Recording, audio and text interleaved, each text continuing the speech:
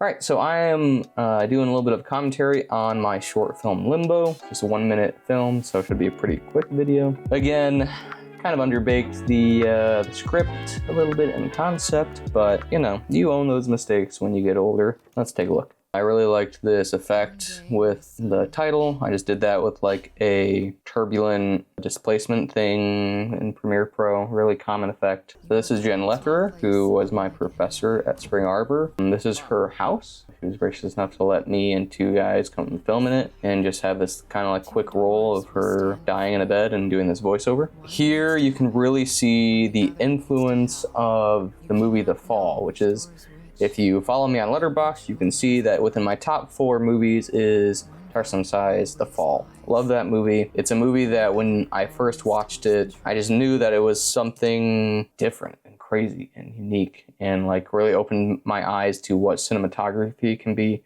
as well as editing and transitions, and as a director planning out those transitions. But especially like the labyrinth parts of The Fall and the different scenes in there, I really wanted to play like, you know, this character is going through limbo. This location is really cool. This is a place in Flint, Michigan, and this was a spot that I discovered because I worked at a gymnastics gym in Metro Detroit, and a buddy who I worked with would come up to this place in Flint and do parkour there, and there were like a bunch of parkour meetups, and it's like, it's just so cool. Such a unique spot. It's just like a bunch of random concrete and like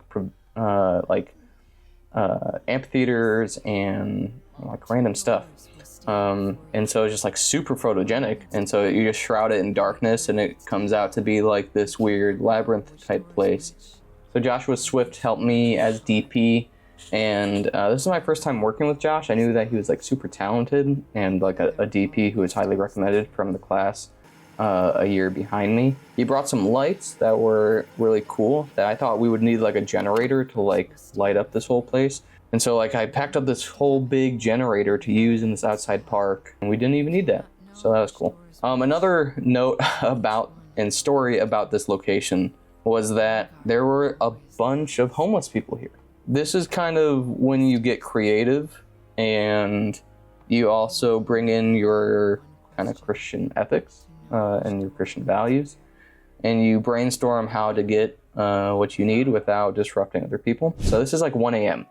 We're going to this place, and I get there not thinking about the situation with potential homeless people being there, unhoused people. Josh and Luke get there first. They call me and say, "Hey Chris, there's a bunch of like unhoused people here. We're gonna go to Walmart." I think they went to go get mace to protect themselves, which is fair. But I was like, but also, why don't you get a few blankets and some bananas or fruit or whatever? I will reimburse you, and you bring that as well. And so they did that. They came back, and I took it upon myself to wake these people up who were sleeping around the vicinity of this weird concrete park. You know, at 1 a.m., a little spooky, a little scary. You don't know how these people would respond.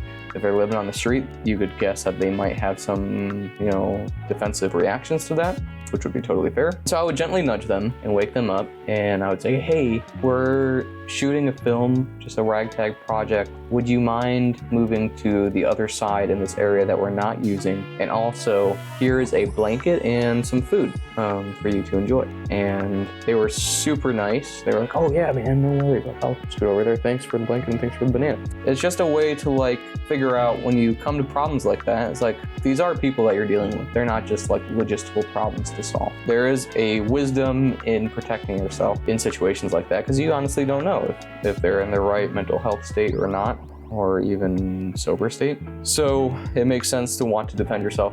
Take a moment to pray, seek the Lord, and make a call that benefits them. That's just one of those memories that's like thinking about the first video I posted in this series where I mentioned that success is becoming the person that God has called you to be. That's a moment that I always think to, of like feeling like I made the right call and not going about it in a way that could have been disruptive or antagonistic, but rather helpful. So my thought in this story is that as I thought about this riddle, again, underbaked, but I thought like if you already know a truthful answer, then you should just ask that question, and then you'd know if they were lying or not. But I missed the part where like the one telling the truth and the one telling the lie isn't guarding a specific door. They're just like at a set of doors. So the full riddle is you stand before two doors, one leads to safety, the other to danger, two guards are present.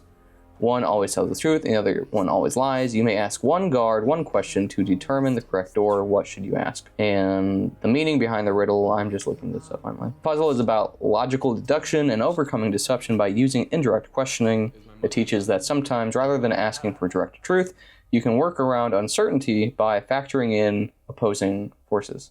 I just took the L on this one, guys. I'm sure there's some really smart people in the comments who like knew the answer to this, but and thought more critically about this. But I was in a rush, you know. I just learned about this online competition.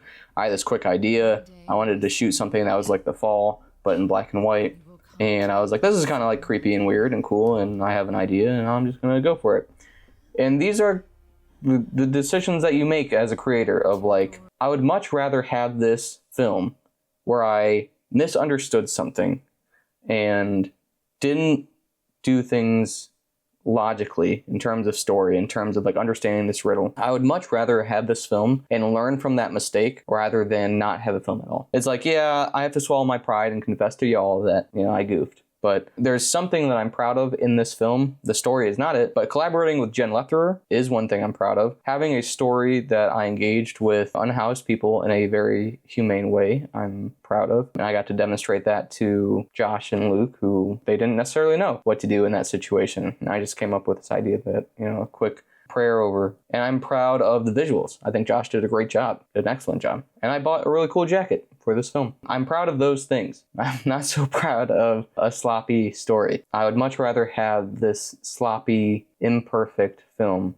than nothing. And I have a great story from it that is like people don't really have. That's just an encouragement to you to not be afraid to just go shoot it. Just go shoot whatever you're sitting on. Write out the script, make it sloppy, make it quick, and just go shoot it. There's no consequences to it. There are times when you enter into these like career defining moments, but this is a sketch. Just like I would doodle on a pad of paper, this is a sketch, and this is, you know, it's not going to be perfect. I'm going to draw outside the lines. I'm going to color outside the lines. The nose is going to be weird, whatever, but at least I did it.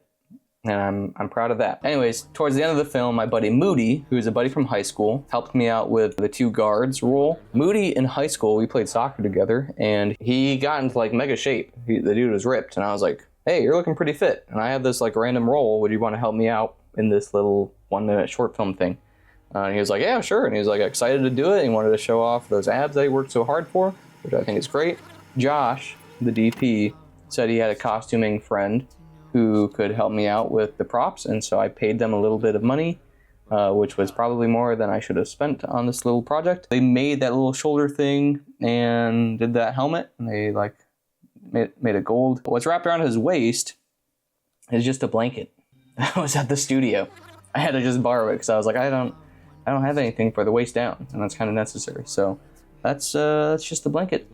Getting creative, problem solving right there in the moment. This is just some mirroring, I think, in the edit. Or I left the camera where it is, and then I put Moody in both of those spots. And then in the edit, meshed them together. Again, I'm in this movie, this little short. It just is one less problem to solve. Like, I know I'd be on set. I know that I'd be directing it. I might as well be in it because I enjoy acting. And also, that's one person I don't have to tag along for this entire shoot, you know? So just kind of a logistical thing. The shot where he's in the background and I'm talking to him was a little harder to figure out. I honestly don't remember how I did that, but it's probably really easy.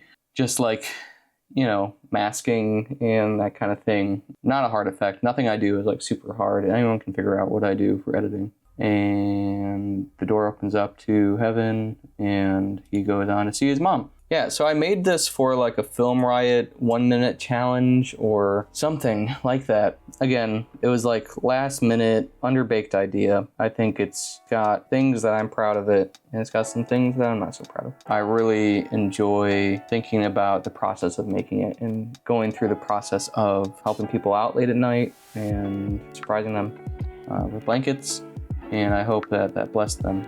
And I hope that kind of showed the love of God to them in a way that they wouldn't have expected. Sometimes you just do sketches and that's all it is. It obviously didn't win the contest that I submitted it to because it was an underbaked idea, but I enjoy the cinematography. Josh did a great job. So just get out there, make something. If you get a little bit of egg on your face, that's okay. At least you have a story to learn from, experiences to learn from. After this, I'm like, I need to think more critically about the stories that I'm telling and like do better research. Those are only lessons you get by doing the work. Get out there and do the work.